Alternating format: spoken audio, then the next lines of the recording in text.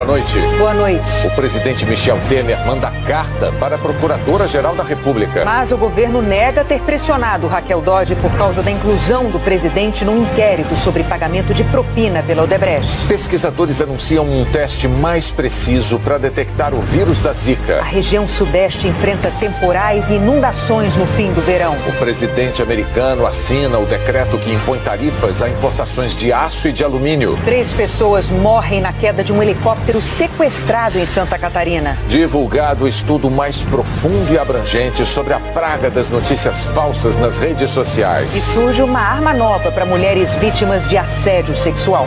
Agora, no Jornal Nacional. A reportagem que abre esta edição, no Dia Internacional da Mulher, trata de uma agressão que envergonha o país.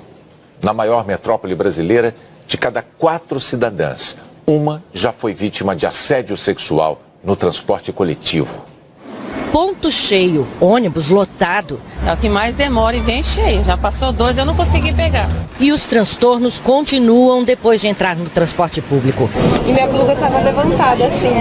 E de repente eu senti uma coisa. E na hora eu olhei assustada, o cara estava passando a mão aqui por trás. Aqui em São Paulo, os casos de abuso sexual acontecem com mais frequência dentro do transporte público. É o que mostra uma pesquisa divulgada hoje. 1 em cada 4 mulheres já sofreu esse tipo de violência dentro do ônibus, do trem, do metrô. E muitas vítimas acabam não denunciando o assédio. Preferem o silêncio porque se sentem envergonhadas. E há como a gente resolver isso, isso é que é importante, quer dizer, campanhas educativas para a sociedade, para a população, para os homens, para as próprias mulheres saberem que podem recorrer, que podem e devem denunciar, é algo em que a sociedade e a cidade poderia avançar. Algumas cidades estão usando a tecnologia para combater esse tipo de abuso dentro do transporte público. Em Guarulhos, na Grande São Paulo, o aplicativo de ônibus já usado pelos passageiros ganhou uma nova função hoje, um botão de pânico. O usuário aciona o local onde ele está, se identifica. Clicando neste botão, ele chega a um menu de opções. Clica em incidente grave. Depois, em assédio sexual e envia. A mensagem chega imediatamente numa central de controle que aciona a polícia. Através do GPS já é identificado o veículo. Dentro dessa central há essa articulação eletrônica e de comunicação para encontrar o veículo e combater essa violência. É a tecnologia tentando reduzir uma agressão que ainda está muito disseminada. Você tem que ficar se desviando, né? É muito chato. Eu evito pegar trem por isso. É mais rápido, mas sempre tem alguém atrás. E você nunca sabe se é na maldade ou se é pelo ônibus que está cheio. Complicado. Na Europa, 2 decisões da Justiça mostram abordagens absolutamente opostas sobre a questão da violência doméstica. A agressão dentro de casa pode doer ainda mais do que na rua. O Conselho de Juízes da Inglaterra levou em conta o risco de ameaça contínua para pedir mais rigor nas sentenças. A violência doméstica representa uma violação de um espaço de confiança. Não são só os hematomas que contam, o trauma também. O abuso pode ser psicológico, sexual e até virtual. As novas diretrizes reconhecem pela primeira vez agressões em e-mails e mensagens. A justiça, que já é cega, deve se fazer também de surda, até mesmo quando a própria vítima pede que o agressor seja perdoado. A mensagem da Inglaterra é que a violência doméstica não tem mais lugar nesse país.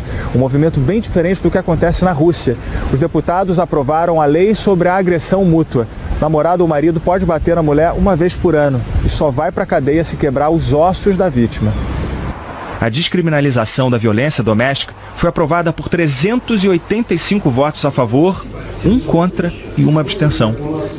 Foram 2 mulheres que apresentaram o projeto. O argumento é que o Estado não deve se meter nos assuntos de família e que ninguém se ofende quando vê um homem bater na esposa. Esse russo diz que quem aprovou a lei merece uma surra. Mulher é algo sagrado e precisa ser respeitada. Essa russa falou que as deputadas devem gostar de apanhar, ela não. A moça contou que já foi agredida e teve dificuldade para fazer a denúncia. Algumas se recusam a dividir o travesseiro com ameaça e escapam. Nesse abrigo, a porta é de aço. A ONG oferece a proteção quando a polícia cruza os braços. A violência doméstica aparece num provérbio russo antigo que diz: bater significa amar. Essa ativista afirma que a população não acredita mais nisso. Ela cita uma pesquisa que mostra que a maioria considera assim a violência doméstica um problema sério. Em vez de se esconder, muitas vítimas preferem esconder as marcas de violência. Essa mulher já tatuou de graça mais de 200. Ela explica que as tatuagens disfarçam uma dor ainda mais profunda. E não é um problema só da Rússia, como sabemos, né? A Polícia Federal prendeu uma quadrilha de contrabandistas que atuava no Aeroporto Internacional do Rio. William Gebrael Júnior vendia celulares pelas redes sociais a preços bem mais baixos do que nas lojas. Tudo contrabando. Os aparelhos vinham principalmente de Miami, nos Estados Unidos. William foi preso hoje no interior de São Paulo. Também foram presos 3 servidores da Receita Federal que trabalhavam no Aeroporto Internacional do Rio. Outros 2 foram afastados. Segundo os investigadores, os servidores recebiam $1.000 por mala de viagem e $400 por mochila que deixavam passar.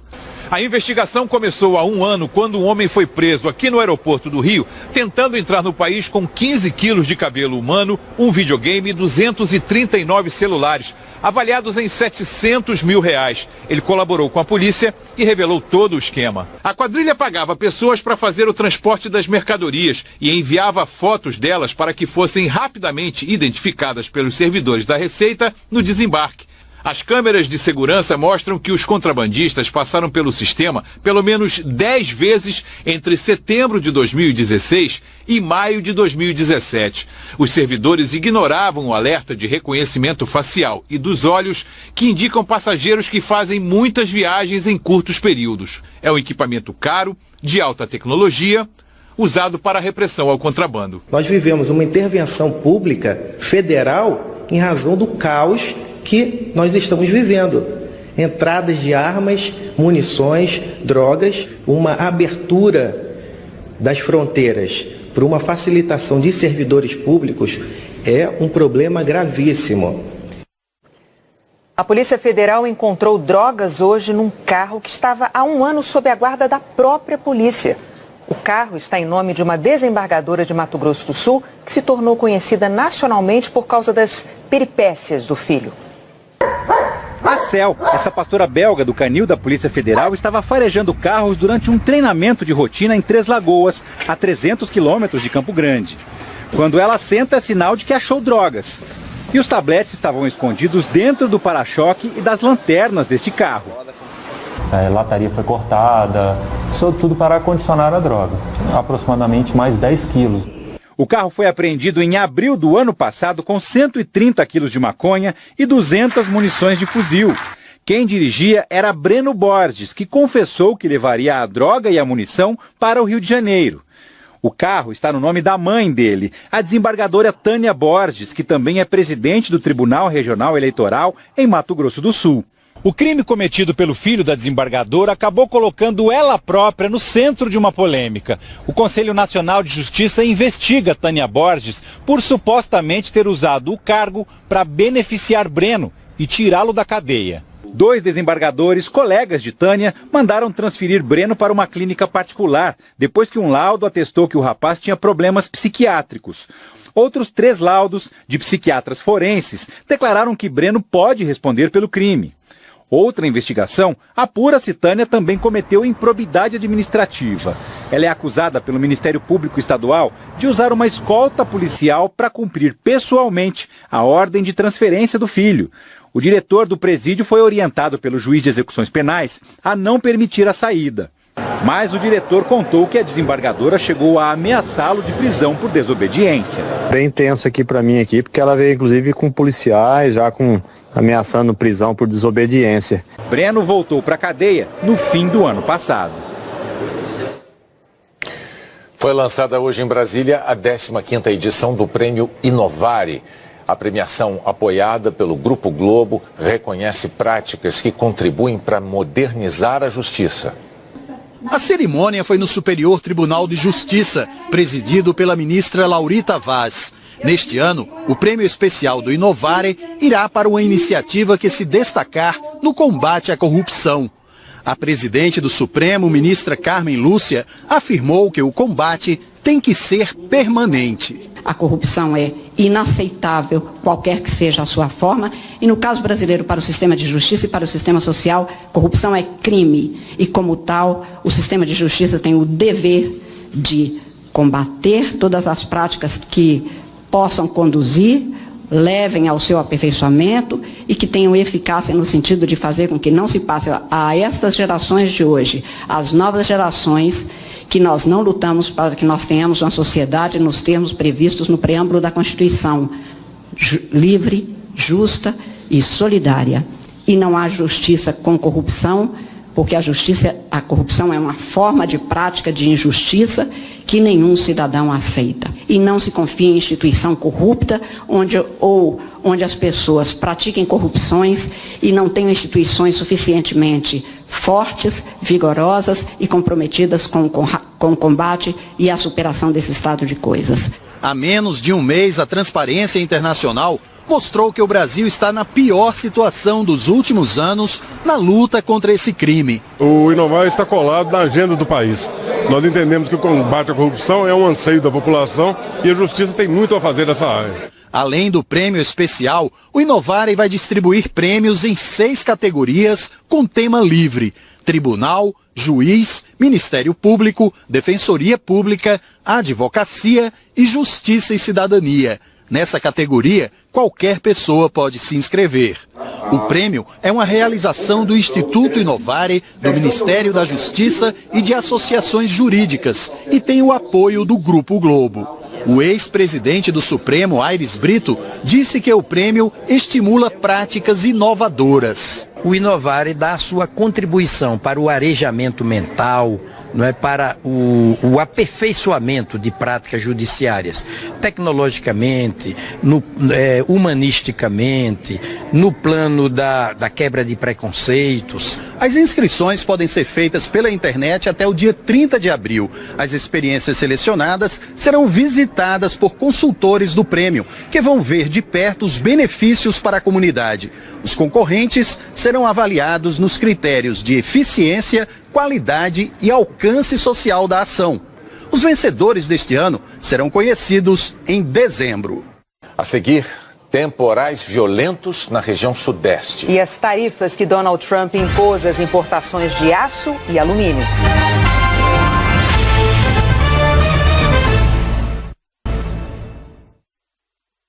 Pesquisadores brasileiros desenvolveram um teste muito mais preciso para identificar o vírus da Zika no organismo humano. O surto acabou no fim do ano passado e muita gente até se esqueceu da Zika. Transmitida pelo mosquito Aedes aegypti, a doença provoca febre, dores nas articulações e manchas na pele. Mas os casos mais graves ocorrem nas grávidas. A mãe pode transmitir o vírus e o bebê nascer com microcefalia, uma malformação do cérebro. Se para muitos a doença ficou em segundo plano, para a ciência, não. Pesquisadores do Instituto de Ciências Biomédicas da USP, em parceria com um laboratório privado, continuaram estudando e desenvolveram um novo método de diagnóstico. Hoje já é possível se diagnosticar a doença Zika mesmo anos depois que uma pessoa foi infectada. O problema é que os testes disponíveis não são tão precisos assim. Por quê? Porque eles levam em consideração toda a proteína do vírus da Zika que está aqui representada. E esse vírus da Zika é muito semelhante ao vírus da dengue. E aí, por vezes, esses testes que estão disponíveis hoje no mercado produzem um chamado falso positivo. O que o pessoal da USP fez? Eles pesquisaram detalhadamente a proteína do vírus da Zika e descobriram que uma parte dessa proteína, essa ponta aqui, ela tem características específicas do vírus da Zika, que não se confundem com as características do vírus da dengue. Aí eles reproduziram isso em laboratório e criaram um método de diagnóstico da Zika muito mais preciso. Com o novo teste vai ser possível saber quantas pessoas tiveram contato com o vírus. Mas o foco principal são as grávidas. O novo teste deverá estar disponível até o fim deste ano. E o objetivo dos pesquisadores é convencer o Ministério da Saúde a adotar o novo método no pré-natal do SUS. Uma mulher que pretende engravidar, como é feito hoje teste para rubéola, ela também faz um teste para Zika vírus. Então, se ela já tiver anticorpo para Zika e já souber que esse anticorpo foi anterior à gravidez, então ela vai estar protegida e, consequentemente, ela vai proteger o bebê dela. Quando você tem um resultado que você ainda não foi infectada pelo vírus, você passa a ter mais cuidado durante a gravidez. A chuva matou um menino de 7 anos em Petrópolis, na região serrana do estado do Rio. Um deslizamento de terra atingiu a casa onde ele morava. A avó, que estava na casa ao lado, ficou ferida. Na região metropolitana de Belo Horizonte, a chuva de madrugada inundou ruas, provocou deslizamentos e feriu 2 pessoas. Em Santos, litoral paulista, chove forte desde o fim da tarde de ontem. Clientes de um supermercado passaram a noite na loja e foram resgatados hoje de manhã pelos bombeiros. São as águas de março, então vamos saber da previsão do tempo para amanhã em todo o Brasil com Eliana Marques. Olá, Eliana, boa noite.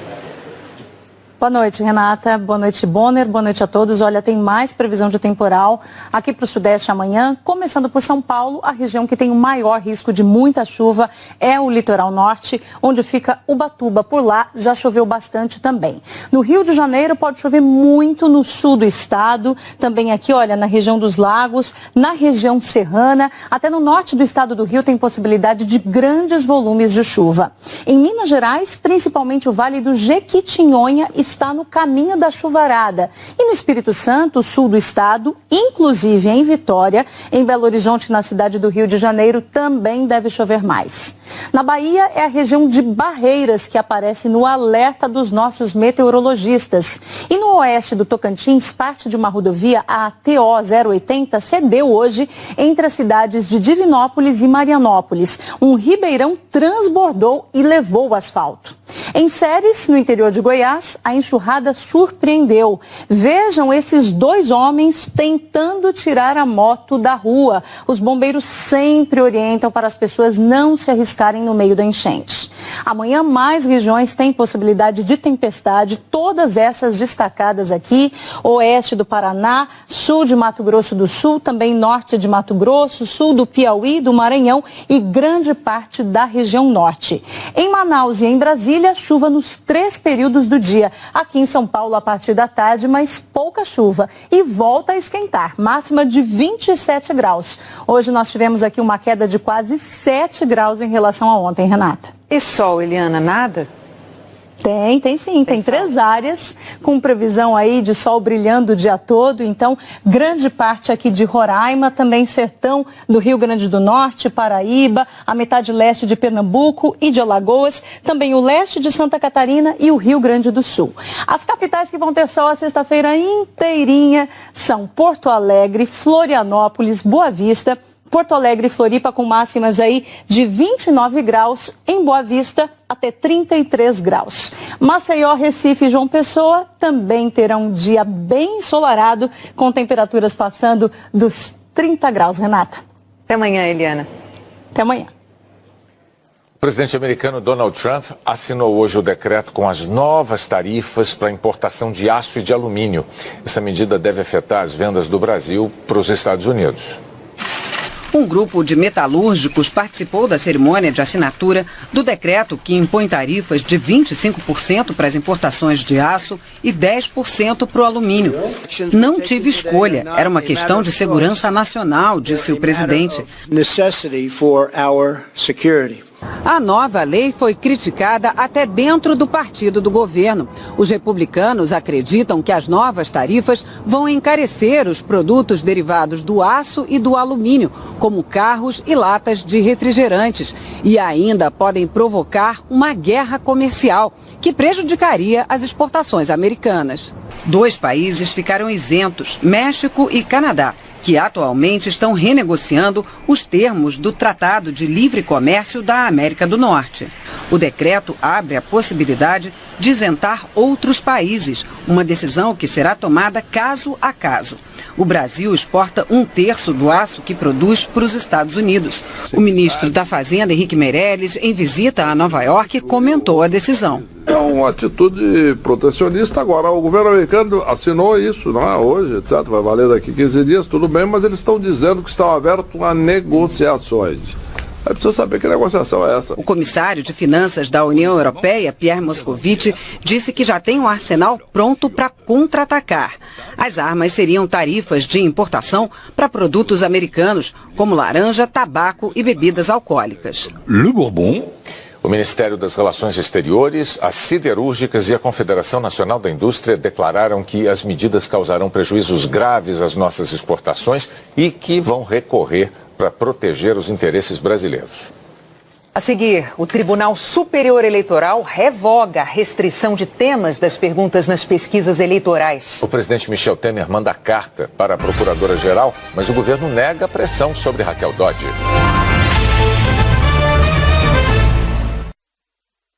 O Tribunal Superior Eleitoral revogou o trecho de uma resolução que restringia os temas que poderiam ser abordados nas pesquisas eleitorais. A regra tinha provocado críticas de entidades da imprensa e de institutos de pesquisa. Logo no início da sessão, o presidente do TSE, ministro Luiz Fux, recomendou a revogação do trecho que provocou a polêmica. Ele explicou que o objetivo era não deixar margem para possíveis incertezas jurídicas no processo eleitoral. A decisão foi apoiada por todos os ministros. A finalidade do tribunal é uniformizar o direito. A finalidade de um tribunal é gerar decisões que não acarretem incertezas e dúvidas. Temos de exarar decisões que sejam imunes de contradições, de omissões, de obscuridades. Como a matéria é regulada pela lei, continua a atribuição e a competência do tribunal para verificar se houve cumprimento ou descumprimento da lei. O que não pode é a resolução, no afã de explicitar a lei, criar estados de dúvidas e controvérsias acerca da real interpretação do diploma legal.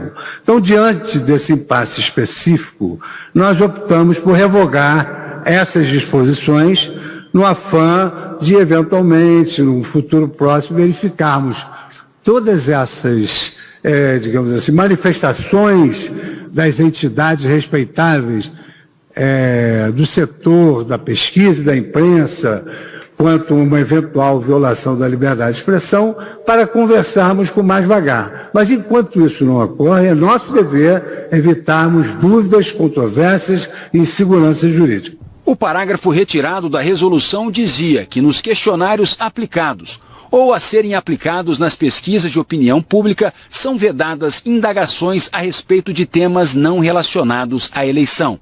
Esse ponto da resolução gerou dúvidas e poderia comprometer as pesquisas eleitorais. Os institutos de pesquisa ficaram sem saber se poderiam fazer perguntas ao eleitor sobre, por exemplo, temas de interesse geral. Perguntas muito importantes. Através delas, os institutos capturam a tendência nas eleições, apuram para quem o voto está indo. A popularidade de um governante, por exemplo, pode indicar a capacidade de ele influenciar ou não o voto em candidatos identificados ou apoiados por ele. Os institutos ressaltam que no questionário de pesquisas eleitorais, a pergunta sobre a intenção de voto vem antes das outras. Ou seja, primeiro o entrevistado diz em quem vai votar. Só depois responde a questões adicionais não relacionadas diretamente ao voto. Assim, não influenciam a escolha do eleitor na pesquisa. A decisão de hoje do TSE foi apoiada. A Associação Brasileira de Emissoras de Rádio e Televisão disse que concorda com o entendimento do presidente do TSE, ministro Luiz Fux, de que o texto poderia gerar incerteza jurídica sobre seu alcance, sobretudo no que se refere à ameaça à liberdade de expressão e ao direito do eleitor de ser informado. A Associação Nacional de Jornais disse que a decisão reestabelece a plena liberdade de expressão nessas pesquisas, fundamentais para o processo eleitoral e para o fornecimento de informações aos cidadãos. A Associação Brasileira de Jornalismo Investigativo disse que a decisão do tribunal fortalece a democracia. A diretora do Ibope Inteligência disse que todos ganham com a revogação. O eleitor ganha porque fica com mais informação sobre o processo eleitoral. Os institutos de pesquisa ganham porque conseguem analisar melhor as tendências, as curvas de tendências de voto dos candidatos, conseguem entender as razões de por que um candidato está subindo, por que outro está caindo. O diretor de pesquisa do Instituto Datafolha disse que a revogação da norma devolve ao eleitor o amplo acesso à informação, fundamental na escolha dos candidatos. As pesquisas contam a história do processo eleitoral a partir da opinião pública. E o que a gente ganha com isso, o que a democracia ganha, é mais elementos para entender as mudanças e as variações de humor da opinião pública do eleitorado. Isso é muito utilizado, tanto pelos eleitores, como pela imprensa, como pela academia, quando vai estudar futuramente todo o processo eleitoral de cada pleito. O Democratas elegeu hoje o prefeito de Salvador, ACM Neto, como novo presidente do partido. Na convenção em Brasília, ACM Neto disse que o DEM vai procurar formar alianças até as eleições, em outubro. Participaram do evento representantes de vários partidos, a maioria da base que apoia o governo do presidente Michel Temer. ACM Neto disse que o DEM quer debater erros do judiciário, do legislativo e do executivo e propor bases novas para a política. O Democratas é um partido que está assumindo o compromisso com o Brasil, de que quando for necessário, nós vamos cortar na carne da política. Também é compromisso nosso mudar o atual sistema político partidário para revigorar a democracia, fortalecer os partidos e fazer com que a relação entre o eleitor e os seus representantes seja pautada pela confiança e não mais pelo distanciamento de parte a parte. Também em Brasília, perdão, eu estou com uma notícia errada aqui na minha. Vamos lá. Na convenção do Democratas, o partido lançou o nome do presidente da Câmara, Rodrigo Maia, como pré-candidato do partido à presidência da República. Nos últimos dias, Maia tem se distanciado do governo. Hoje, ele prometeu apoiar pautas com que concorda, mas sem defender o presidente Michel Temer. E propôs um pacto contra o que chamou de velha política. Quero ser o candidato que compreende a necessidade da renovação política. Serei o candidato a mudar o Brasil. Um candidato que saberá ouvir a todos, dialogar com todas as correntes de pensamento, porque nossa tarefa passa a ser construir. Será preciso ter coragem para contrariar interesses quando necessário. Coragem para chegar no Brasil real, o Brasil das pessoas que trabalham, o Brasil das empresas que produzem. E será preciso ter coragem e firmeza para vencer o Brasil do faz de conta, o país doente, dominado por um Estado atrasado, antigo e ineficiente. Aceito o desafio de ser o candidato da mudança. Sem populismos irresponsáveis, sem radicalismos, sem teses fáceis e muito menos demagógicas. Também em Brasília, o PDT lançou a pré-candidatura do ex-governador do Ceará, Ciro Gomes, ao Palácio do Planalto. Ciro disse que quer ser o candidato de todos os brasileiros que se preocupam com o país e querem mudanças. Disse também que vai propor projetos de reformas fiscal e da Previdência. E a prioridade dele vai ser superar a desigualdade e a miséria. Considero que nenhum de nós pode faltar ao Brasil nessa hora tão difícil. As coisas precisam mudar. Há muita desorientação na discussão brasileira. Muita propaganda, muita conversa, muita enganação. O Brasil, em janeiro desse ano, pela primeira vez na sua história, empurrou para a informalidade, para o biscate, para a humilhação de correr do rapa nas ruas das cidades por aí afora, a maioria do povo trabalhador. Pela primeira vez, a quantidade de gente na informalidade, no biscate, se virando para levar algum honestamente para casa, é maior já do que a quantidade de trabalhadores formais. O Supremo Tribunal Federal determinou regras que devem ser cumpridas quando cargos eletivos ficam vagos. A decisão do Supremo revoga pontos da mini-reforma eleitoral aprovada pelo Congresso em 2015.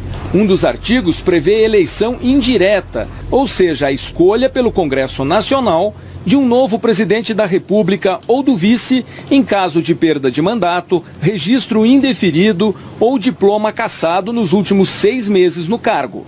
Mas o relator da ação no STF, ministro Luiz Roberto Barroso, que votou ontem, explicou que a Constituição prevê eleição indireta se o cargo ficar vago nos últimos 2 anos do mandato.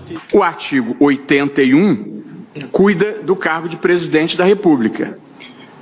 Diz o artigo 81, vagando os cargos de presidente e vice-presidente da República, far-se-á a eleição 90 dias depois de aberta a última vaga. Parágrafo 1º. Ocorrendo a vacância nos últimos 2 anos do período presidencial, a eleição para ambos os cargos será feita 30 dias depois da última vaga, pelo Congresso Nacional, na forma da lei. Portanto, há uma clara contradição entre o que prevê o texto constitucional e o que prevê a legislação ordinária. Todos os ministros acompanharam Barroso. Em plena harmonia com o que dispõe a Constituição da República, ao fazer aquela distinção que é importante, não é?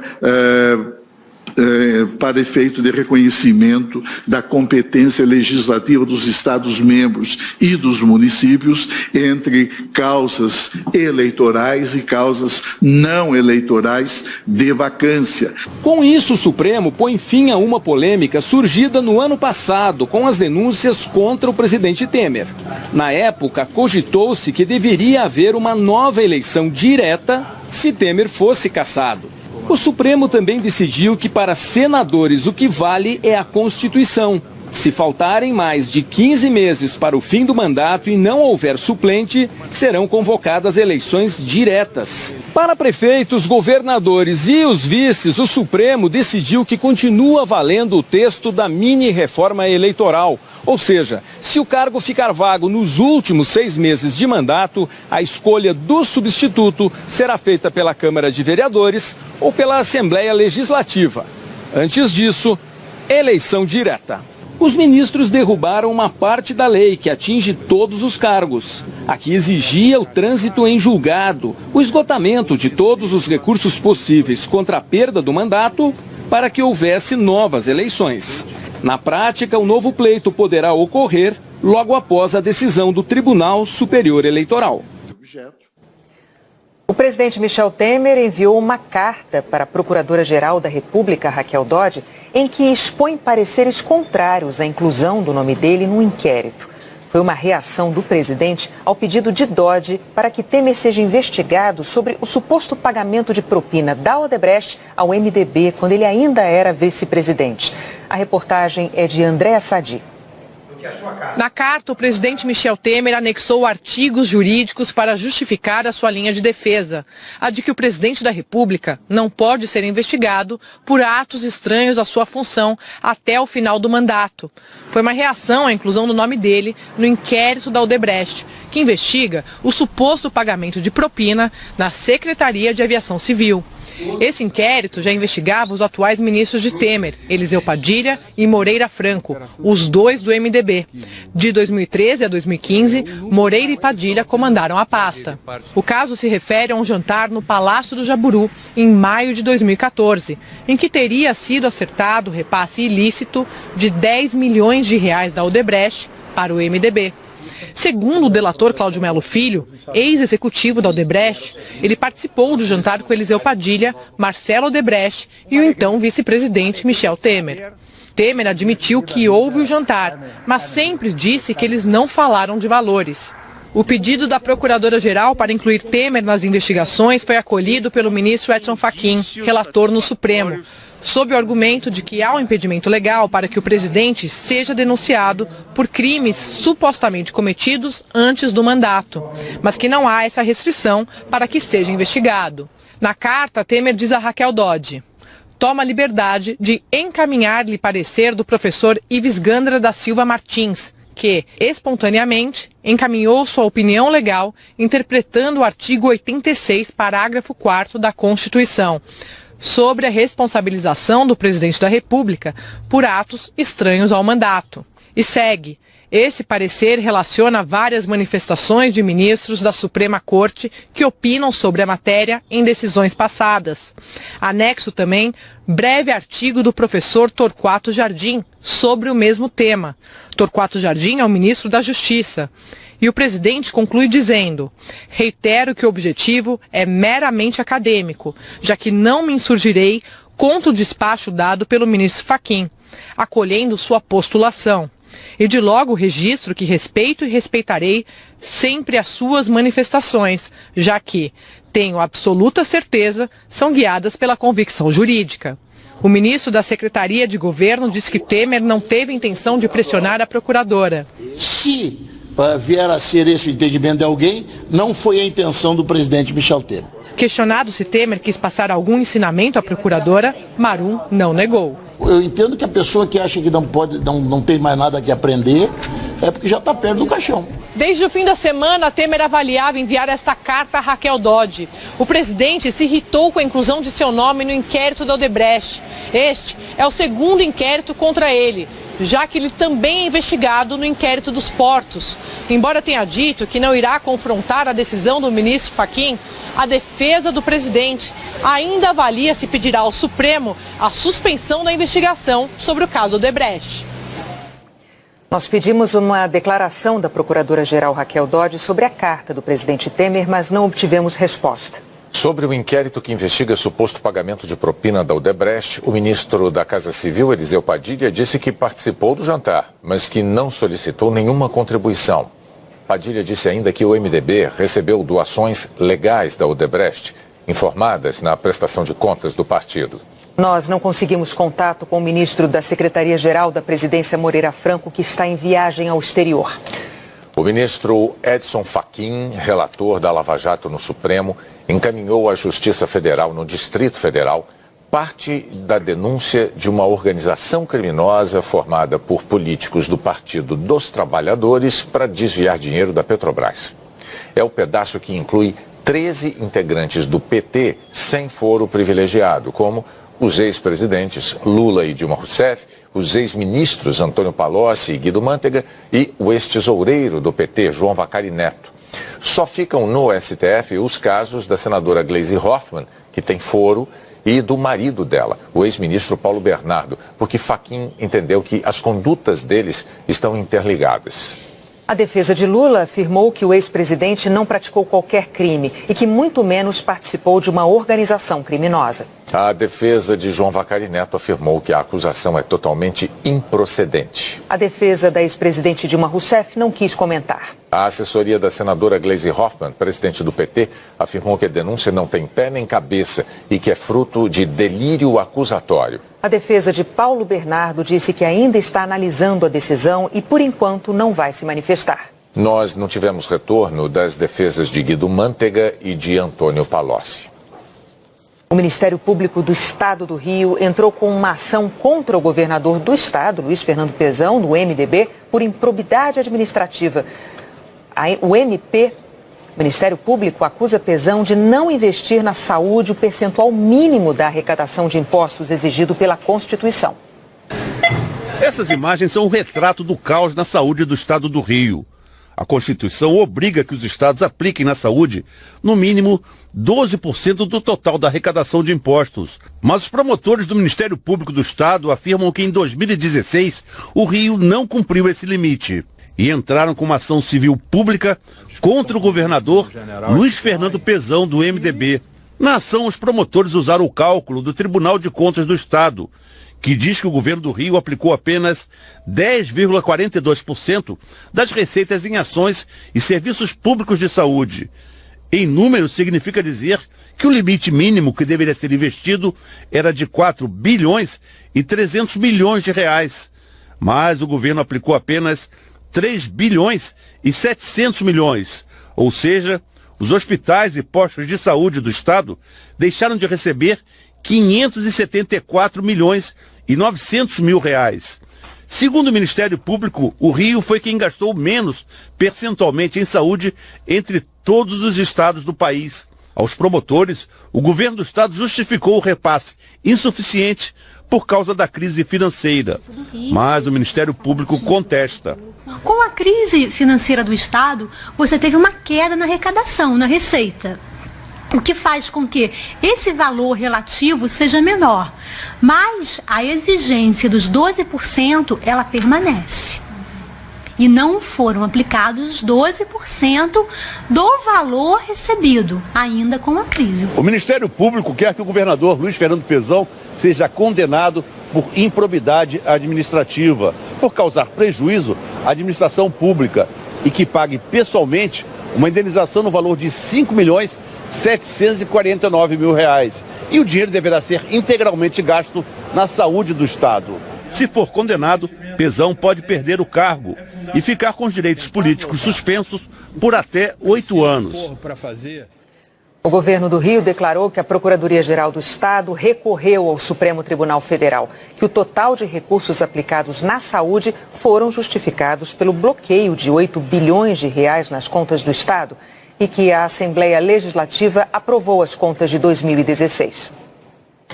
A seguir, a queda de um helicóptero sequestrado em Santa Catarina. Um estudo sobre a praga das notícias falsas na... 3 pessoas morreram na queda de um helicóptero sequestrado em Santa Catarina. O helicóptero decolou da cidade de Penha e caiu em Joinville. Segundo a polícia, o piloto mandou uma mensagem avisando sobre o sequestro. Das 4 pessoas a bordo, só sobreviveu um rapaz de 18 anos que tem passagem pela polícia. Os investigadores suspeitam que o helicóptero seria usado para retirar algum preso da penitenciária. Nos destroços havia um revólver e uma pistola. Pesquisadores nos Estados Unidos publicaram hoje o maior estudo sobre a divulgação de notícias falsas nas redes sociais. Mentiras são difundidas de forma muito mais rápida e abrangente do que as notícias reais. É como um rastro de pólvora. A probabilidade de uma notícia falsa ser compartilhada na internet é até 70% maior do que a de uma notícia verdadeira. E elas se espalham muito mais rápido e alcançam mais gente. Os cientistas analisaram mais de 126 mil notícias postadas no Twitter de 2006 a 2017. Por mais de 3 milhões de pessoas, compartilhadas mais de 4 milhões e meio de vezes. É a capa da revista Science dessa semana. O estudo concluiu que os maiores culpados não são os robôs, que espalham informações de forma automatizada. Segundo um dos pesquisadores, Sinan Aral, da Universidade MIT, o que faz a diferença mesmo são as pessoas, que acabam mais atraídas pelas notícias falsas, que geralmente são mais saborosas. Pensa numa fofoca que se espalha no seu bairro ou no lugar onde você trabalha. Quanto mais impressionante, surpreendente, inédita ela for, mais uma pessoa vai querer contar para outra. E quem conta se sente privilegiado, como se soubesse mais do que os outros. Os pesquisadores afirmam que o jeito como as redes sociais funcionam é um incentivo à propagação de mentiras. É porque no modelo de negócio atual, quem publica uma notícia ganha dinheiro a cada clique. E se as notícias falsas se espalham mais do que as verdadeiras, elas dão mais dinheiro. O pesquisador diz que, com base em estudos como esse, as redes sociais poderiam reprogramar a forma como espalham as mensagens, calibrar os seus algoritmos. Os pesquisadores levantam outras questões. Quem é que vai julgar o que é verdadeiro ou falso na internet? São as próprias plataformas? Ou vão ser criados grupos civis para decidir? E as plataformas digitais vão conseguir se ajustar de modo que as notícias falsas não sejam tão impactantes para as democracias? Ou vão ser substituídas por outras, com outros modelos de negócio? Sinan Aral alerta que quem se beneficia das notícias falsas sempre dá um jeito de bolar outras estratégias. É um jogo de gato e rato em que a grande prejudicada é a sociedade. Uma última informação. O conselheiro de Segurança Nacional da Coreia do Sul anunciou agora há pouco que o líder norte-coreano Kim Jong-un convidou o presidente americano Donald Trump para uma visita o mais rápido possível. O convite estava numa carta em que o ditador também se comprometeu a acabar com o programa nuclear na Coreia do Norte. E Donald Trump aceitou o convite para visitar a Coreia do Norte até maio. O Jornal da Globo é depois de Brasil a Bordo. Boa noite. Boa noite. Até amanhã.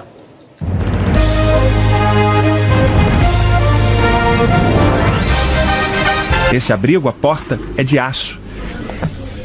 A ONG oferece a proteção quando a polícia cruza os braços. A violência doméstica aparece num provérbio russo antigo que diz: bater significa amar.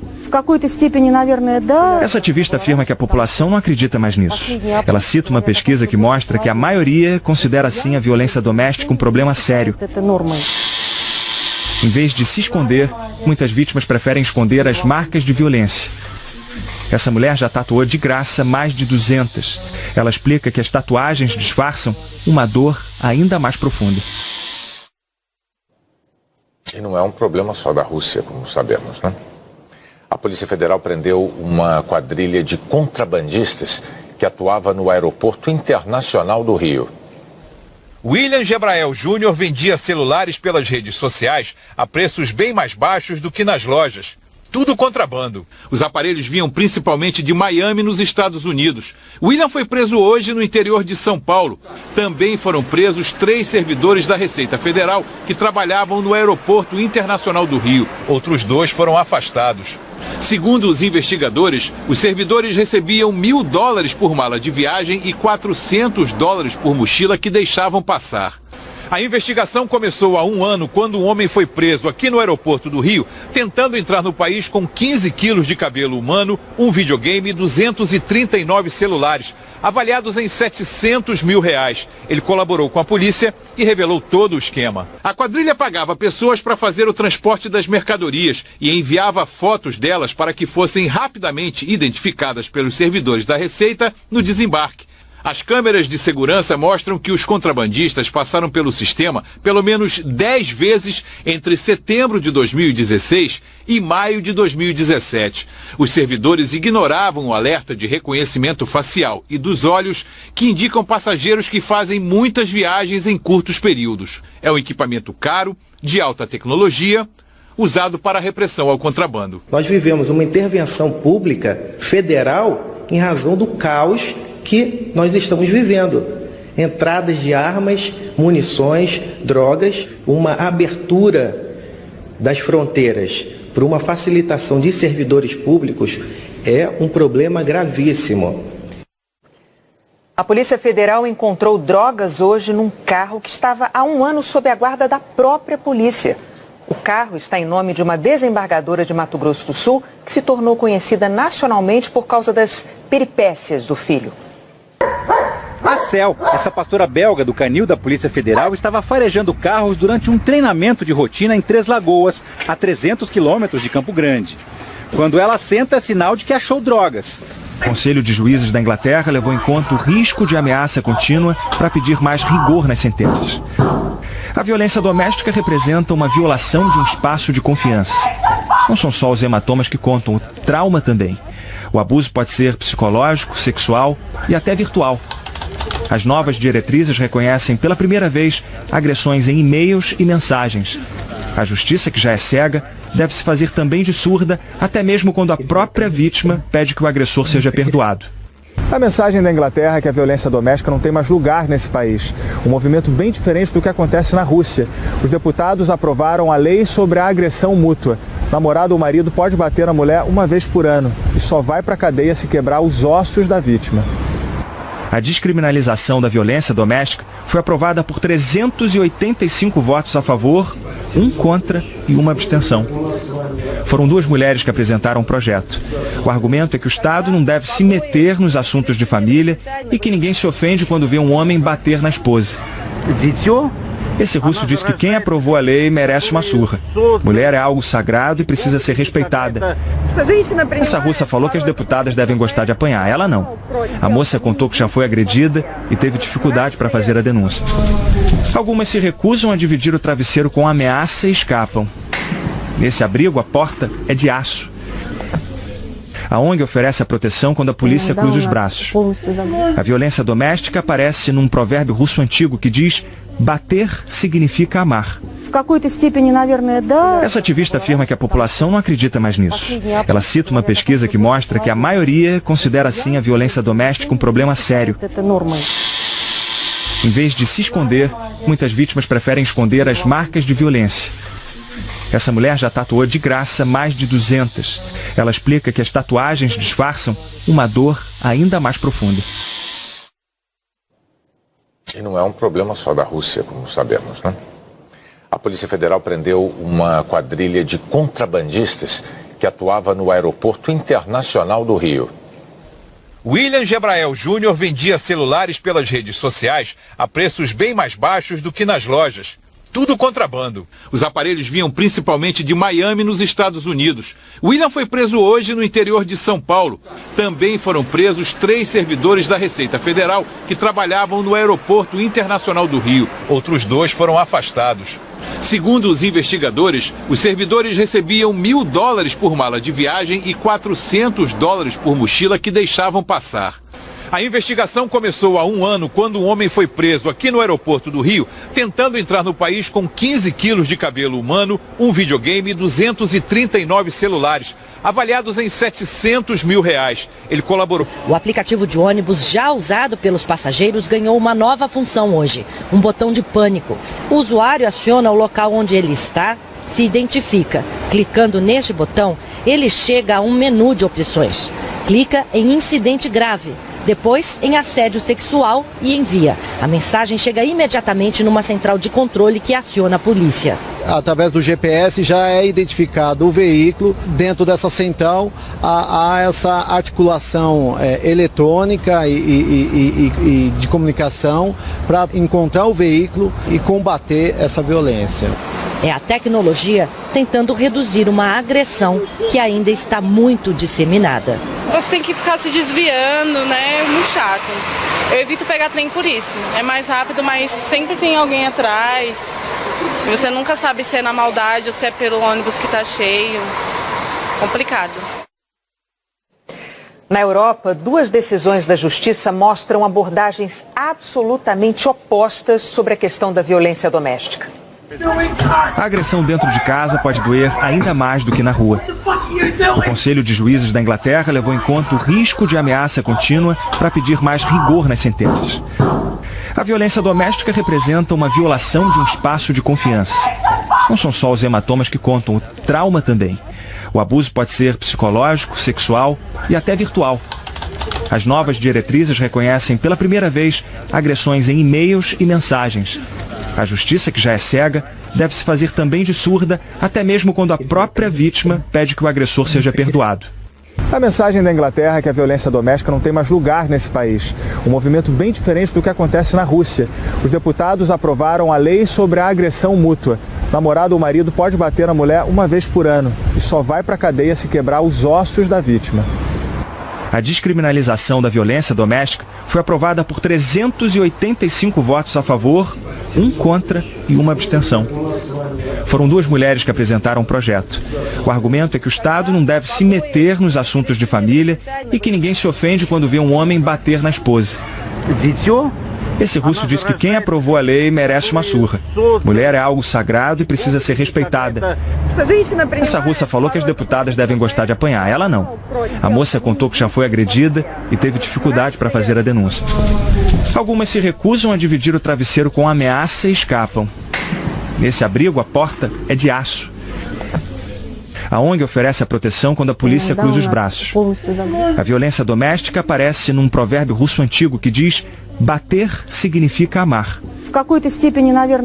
Essa ativista afirma que a população não acredita mais nisso. Ela cita uma pesquisa que mostra que a maioria considera sim a violência doméstica um problema sério. Tenho absoluta certeza, são guiadas pela convicção jurídica. O ministro da Secretaria de Governo disse que Temer não teve intenção de pressionar a procuradora. Se vier a ser esse o entendimento de alguém, não foi a intenção do presidente Michel Temer.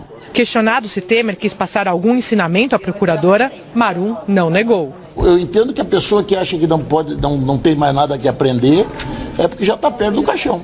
Desde o fim da semana, Temer avaliava enviar esta carta a Raquel Dodge. O presidente se irritou com a inclusão de seu nome no inquérito da Odebrecht. Este é o segundo inquérito contra ele, já que ele também é investigado no inquérito dos portos.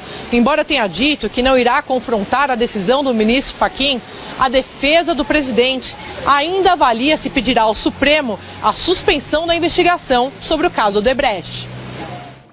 Nós pedimos uma declaração da procuradora-geral Raquel Dodge sobre a carta do presidente Temer, mas não obtivemos resposta. Sobre o inquérito que investiga suposto pagamento de propina da Odebrecht, o ministro da Casa Civil, Eliseu Padilha, disse que participou do jantar, mas que não solicitou nenhuma contribuição. Padilha disse ainda que o MDB recebeu doações legais da Odebrecht, informadas na prestação de contas do partido. Nós não conseguimos contato com o ministro da Secretaria-Geral da Presidência, Moreira Franco, que está em viagem ao exterior. O ministro Edson Fachin, relator da Lava Jato no Supremo, encaminhou à Justiça Federal no Distrito Federal parte da denúncia de uma organização criminosa formada por políticos do Partido dos Trabalhadores para desviar dinheiro da Petrobras. É o pedaço que inclui 13 integrantes do PT sem foro privilegiado, como os ex-presidentes Lula e Dilma Rousseff, os ex-ministros Antônio Palocci e Guido Mantega e o ex-tesoureiro do PT, João Vacari Neto. Só ficam no STF os casos da senadora Gleisi Hoffmann, que tem foro, e do marido dela, o ex-ministro Paulo Bernardo, porque Fachin entendeu que as condutas deles estão interligadas. A defesa de Lula afirmou que o ex-presidente não praticou qualquer crime e que muito menos participou de uma organização criminosa. A defesa de João Vacari Neto afirmou que a acusação é totalmente improcedente. A defesa da ex-presidente Dilma Rousseff não quis comentar. A assessoria da senadora Gleisi Hoffmann, presidente do PT, afirmou que a denúncia não tem pé nem cabeça e que é fruto de delírio acusatório. A defesa de Paulo Bernardo disse que ainda está analisando a decisão e, por enquanto, não vai se manifestar. Nós não tivemos retorno das defesas de Guido Mantega e de Antônio Palocci. O Ministério Público do Estado do Rio entrou com uma ação contra o governador do estado, Luiz Fernando Pezão, do MDB, por improbidade administrativa. O Ministério Público acusa Pezão... Anos depois que uma pessoa foi infectada. O problema é que os testes disponíveis não são tão precisos assim. Por quê? Porque eles levam em consideração toda a proteína do vírus da Zika que está aqui representada. E esse vírus da Zika é muito semelhante ao vírus da dengue. E aí, por vezes, esses testes que estão disponíveis hoje no mercado produzem um chamado falso positivo. O que o pessoal da USP fez? Eles pesquisaram detalhadamente a proteína do vírus da Zika e descobriram que uma parte dessa proteína, essa ponta aqui, ela tem características específicas do vírus da Zika, que não se confundem com as características do vírus da dengue. Aí eles reproduziram isso em laboratório e criaram um método de diagnóstico da Zika muito mais preciso. Com o novo teste, vai ser possível saber quantas pessoas tiveram contato com o vírus. Mas o foco principal são as grávidas. O novo teste deverá estar disponível até o fim deste ano. E o objetivo dos pesquisadores é convencer o Ministério da Saúde a adotar o novo método no pré-natal do SUS. Uma mulher que pretende engravidar, como é feito hoje o teste para rubéola, ela também faz um teste para Zika vírus. Então, se ela já tiver anticorpo para Zika e já souber que esse anticorpo foi anterior à gravidez, então ela vai estar protegida e, consequentemente, ela vai proteger o bebê dela. Quando você tem um resultado que você ainda não foi infectada pelo vírus, você passa a ter mais cuidado durante a gravidez. A chuva matou um menino de 7 anos em Petrópolis, na região serrana do estado do Rio. Um deslizamento de terra atingiu a casa onde ele morava. A avó, que estava na casa ao lado, ficou ferida. Na região metropolitana de Belo Horizonte, a chuva de madrugada inundou ruas, provocou deslizamentos e feriu 2 pessoas. Em Santos, litoral paulista, chove forte desde o fim da tarde de ontem. Clientes de um supermercado passaram a noite na loja e foram resgatados hoje de manhã pelos bombeiros. São as águas de março, então vamos saber da previsão do tempo para amanhã em todo o Brasil com Eliana Marques. Olá, Eliana, boa noite. Boa noite, Renata. Boa noite, Bonner. Boa noite a todos. Olha, tem mais previsão de temporal aqui para o Sudeste amanhã, começando por São Paulo. A região que tem o maior risco de muita chuva é o litoral norte, onde fica Ubatuba. Por lá já choveu bastante também. No Rio de Janeiro pode chover muito no sul do estado, também aqui, olha, na região dos lagos, na região serrana, até no norte do estado do Rio tem possibilidade de grandes volumes de chuva. Em Minas Gerais, principalmente o Vale do Jequitinhonha está no caminho da chuvarada. E no Espírito Santo, sul do estado, inclusive em Vitória, em Belo Horizonte, na cidade do Rio de Janeiro, também deve chover mais. Essa ativista afirma que a população não acredita mais nisso. Ela cita uma pesquisa que mostra que a maioria considera assim a violência doméstica um problema sério. Em vez de se esconder, muitas vítimas preferem esconder as marcas de violência. Essa mulher já tatuou de graça mais de 200. Ela explica que as tatuagens disfarçam uma dor ainda mais profunda. E não é um problema só da Rússia, como sabemos, né? A Polícia Federal prendeu uma quadrilha de contrabandistas que atuava no Aeroporto Internacional do Rio. William Gebrael Júnior vendia celulares pelas redes sociais a preços bem mais baixos do que nas lojas. Tudo contrabando. Os aparelhos vinham principalmente de Miami, nos Estados Unidos. William foi preso hoje no interior de São Paulo.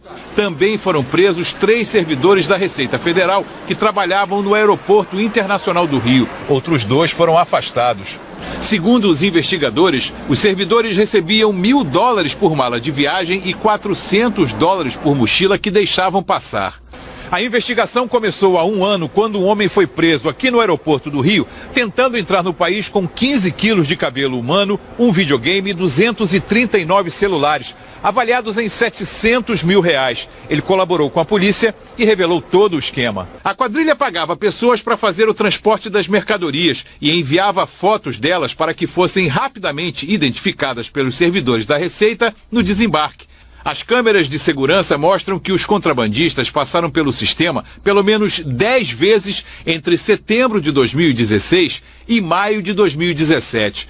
Os servidores ignoravam o alerta de reconhecimento facial e dos olhos que indicam passageiros que fazem muitas viagens em curtos períodos. É um equipamento caro, de alta tecnologia, usado para a repressão ao contrabando. Nós vivemos uma intervenção pública federal em razão do caos que nós estamos vivendo. Entradas de armas, munições, drogas, uma abertura das fronteiras para uma facilitação de servidores públicos é um problema gravíssimo. A Polícia Federal encontrou drogas hoje num carro que estava há 1 ano sob a guarda da própria polícia. O carro está em nome de uma desembargadora de Mato Grosso do Sul que se tornou conhecida nacionalmente por causa das peripécias do filho. A Cel, essa pastora belga do canil da Polícia Federal, estava farejando carros durante um treinamento de rotina em Três Lagoas, a 300 quilômetros de Campo Grande. Quando ela senta, é sinal de que achou drogas. E os tabletes estavam escondidos dentro do para-choque e das lanternas deste carro. A lataria foi cortada, tudo para acondicionar a droga, aproximadamente mais 10 quilos. O carro foi apreendido em Carvago. Nos últimos 6 meses de mandato, a escolha do substituto será feita pela Câmara de Vereadores ou pela Assembleia Legislativa. Antes disso, eleição direta. Os ministros derrubaram uma parte da lei que atinge todos os cargos. A que exigia o trânsito em julgado, o esgotamento de todos os recursos possíveis contra a perda do mandato para que houvesse novas eleições. Na prática, o novo pleito poderá ocorrer logo após a decisão do Tribunal Superior Eleitoral. O presidente Michel Temer enviou uma carta para a Procuradora-Geral da República, Raquel Dodge, em que expõe pareceres contrários à inclusão do nome dele no inquérito. Foi uma reação do presidente ao pedido de Dodge para que Temer seja investigado sobre o suposto pagamento de propina da Odebrecht ao MDB, quando ele ainda era vice-presidente. A reportagem é de Andréa Sadi. Na carta, o presidente Michel Temer anexou artigos jurídicos para justificar a sua linha de defesa, a de que o presidente da República não pode ser investigado por atos estranhos à sua função até o final do mandato. Foi uma reação à inclusão do nome dele no inquérito da Odebrecht, que investiga o suposto pagamento de propina na Secretaria de Aviação Civil. Esse inquérito já investigava os atuais ministros de Temer, Eliseu Padilha e Moreira Franco, os dois do MDB.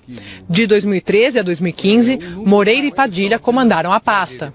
O caso se refere a um jantar no Palácio do Jaburu, em maio de 2014, em que teria sido acertado o repasse ilícito de 10 milhões de reais da Odebrecht para o MDB. Segundo o delator Cláudio Melo Filho, ex-executivo da Odebrecht, ele participou do jantar com Eliseu Padilha, Marcelo Odebrecht e o então vice-presidente Michel Temer. Temer admitiu que houve o jantar, mas sempre disse que eles não falaram de valores. O pedido da Procuradora-Geral para incluir Temer nas investigações foi acolhido pelo ministro Edson Fachin, relator no Supremo, sob o argumento de que há um impedimento legal para que o presidente seja denunciado por crimes supostamente cometidos antes do mandato, mas que não há essa restrição para que seja investigado. Na carta, Temer diz a Raquel Dodge: toma a liberdade de encaminhar-lhe parecer do professor Ives Gandra da Silva Martins, que, espontaneamente, encaminhou sua opinião legal interpretando o artigo 86, parágrafo 4º da Constituição, sobre a responsabilização do presidente da República por atos estranhos ao mandato. E segue: esse parecer relaciona várias manifestações de ministros da Suprema Corte que opinam sobre a matéria em decisões passadas. Anexo também breve artigo do professor Torquato Jardim sobre o mesmo tema. Torquato Jardim é o ministro da Justiça. Entre o eleitor e os seus representantes seja pautada pela confiança e não mais pelo distanciamento de parte a parte. Também em Brasília, perdão, eu estou com uma notícia errada aqui na minha. Vamos lá. Na convenção do Democratas, o partido lançou o nome do presidente da Câmara, Rodrigo Maia, como pré-candidato do partido à presidência da República. Nos últimos dias, Maia tem se distanciado do governo. Hoje, ele prometeu apoiar pautas com que concorda, mas sem defender o presidente Michel Temer. E propôs um pacto contra o que chamou de velha política. Quero ser o candidato que compreende a necessidade da renovação política. Serei o candidato a mudar o Brasil. Um candidato que saberá ouvir a todos, dialogar com todas as correntes de pensamento, porque nossa tarefa passa a ser construir. Será preciso ter coragem para contrariar interesses quando necessário. Coragem para chegar no Brasil real, o Brasil das pessoas que trabalham, o Brasil das empresas que produzem. E será preciso ter coragem e firmeza para vencer o Brasil do faz de conta, o país doente, dominado por um Estado atrasado, antigo e ineficiente. Aceito o desafio de ser o candidato da mudança. Sem populismos irresponsáveis, sem radicalismos, sem teses fáceis e muito menos demagógicas. Também em Brasília, o PDT lançou a pré-candidatura do ex-governador do Ceará, Ciro Gomes, ao Palácio do Planalto. Ciro disse que quer ser o candidato de todos os brasileiros que se preocupam com o país e querem mudanças. Disse também que vai propor projetos de reformas fiscal e da Previdência. E a prioridade dele vai ser superar a desigualdade e a miséria. Considero que nenhum de nós pode faltar ao Brasil nessa hora tão difícil. As coisas precisam mudar. Há muita desorientação na discussão brasileira. Muita propaganda, muita conversa, muita enganação. O Brasil, em janeiro desse ano, pela primeira vez na sua história, empurrou para a informalidade, para o biscate, para a humilhação de correr do rapa nas ruas das cidades por aí afora, a maioria do povo trabalhador. Pela primeira vez, a quantidade de gente na informalidade, no biscate, se virando para levar algum honestamente para casa, é maior já do que a quantidade de trabalhadores formais. O Supremo Tribunal Federal determinou regras que devem ser cumpridas quando... do repasse ilícito de 10 milhões de reais da Odebrecht para o MDB. Segundo o delator Cláudio Melo Filho, ex-executivo da Odebrecht, ele participou do jantar com Eliseu Padilha, Marcelo Odebrecht e o então vice-presidente Michel Temer. Temer admitiu que houve o jantar, mas sempre disse que eles não falaram de valores. O pedido da Procuradora-Geral para incluir Temer nas investigações foi acolhido pelo ministro Edson Fachin, relator no Supremo, sob o argumento de que há um impedimento legal para que o presidente seja denunciado por crimes supostamente cometidos antes do mandato, mas que não há essa restrição para que seja investigado.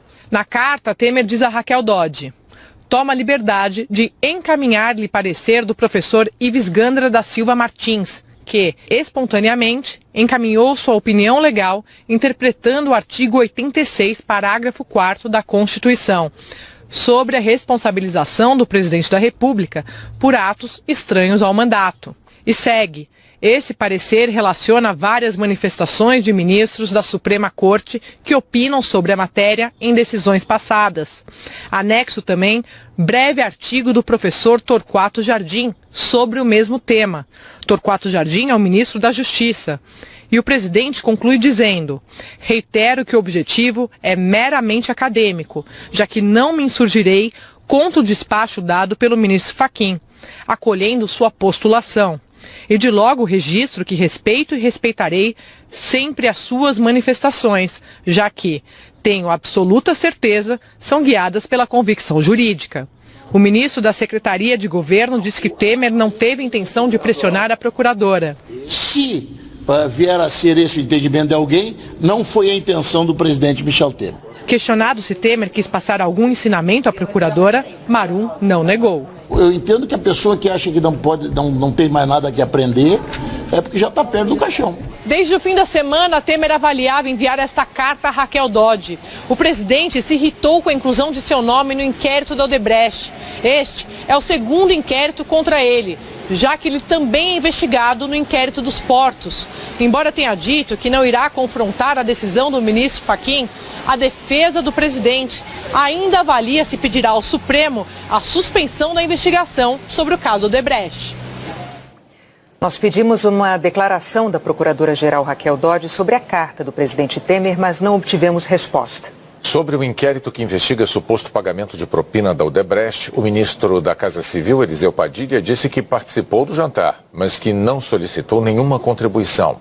Padilha disse ainda que o MDB recebeu doações legais da Odebrecht, informadas na prestação de contas do partido. Nós não conseguimos contato com o ministro do Paraná, sul de Mato Grosso do Sul, também norte de Mato Grosso, sul do Piauí, do Maranhão e grande parte da região norte.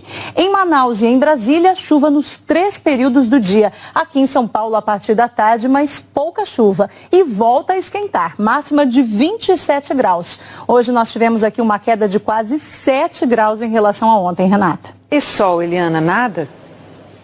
Tem sim. Tem 3 áreas com previsão aí de sol brilhando o dia todo. Então, grande parte aqui de Roraima, também sertão do Rio Grande do Norte, Paraíba, a metade leste de Pernambuco e de Alagoas, também o leste de Santa Catarina e o Rio Grande do Sul. As capitais que vão ter sol a sexta-feira inteirinha são Porto Alegre, Florianópolis, Boa Vista, Porto Alegre e Floripa com máximas aí de 29 graus, em Boa Vista até 33 graus. Maceió, Recife e João Pessoa também terão um dia bem ensolarado, com temperaturas passando dos 30 graus, Renata. Até amanhã, Eliana. Até amanhã. O presidente americano Donald Trump assinou hoje o decreto com as novas tarifas para a importação de aço e de alumínio. Essa medida deve afetar as vendas do Brasil para os Estados Unidos. Um grupo de metalúrgicos participou da cerimônia de assinatura do decreto que impõe tarifas de 25% para as importações de aço e 10% para o alumínio. Não tive escolha, era uma questão de segurança nacional, disse o presidente. A nova lei foi criticada até dentro do partido do governo. Os republicanos acreditam que as novas tarifas vão encarecer os produtos derivados do aço e do alumínio, como carros e latas de refrigerantes, e ainda podem provocar uma guerra comercial, que prejudicaria as exportações americanas. 2 países ficaram isentos, México e Canadá, que atualmente estão renegociando os termos do Tratado de Livre Comércio da América do Norte. O decreto abre a possibilidade de isentar outros países, uma decisão que será tomada caso a caso. O Brasil exporta 1/3 do aço que produz para os Estados Unidos. O ministro da Fazenda, Henrique Meirelles, em visita a Nova York, comentou a decisão. É uma atitude protecionista. Agora, o governo americano assinou isso, não é? Hoje, etc. Vai valer daqui 15 dias, tudo bem, mas eles estão dizendo que estão abertos a negociações. É preciso saber que negociação é essa. O comissário de Finanças da União Europeia, Pierre Moscovici, disse que já tem um arsenal pronto para contra-atacar. As armas seriam tarifas de importação para produtos americanos, como laranja, tabaco e bebidas alcoólicas. Le Bourbon. O Ministério das Relações Exteriores, as siderúrgicas e a Confederação Nacional da Indústria declararam que as medidas causarão prejuízo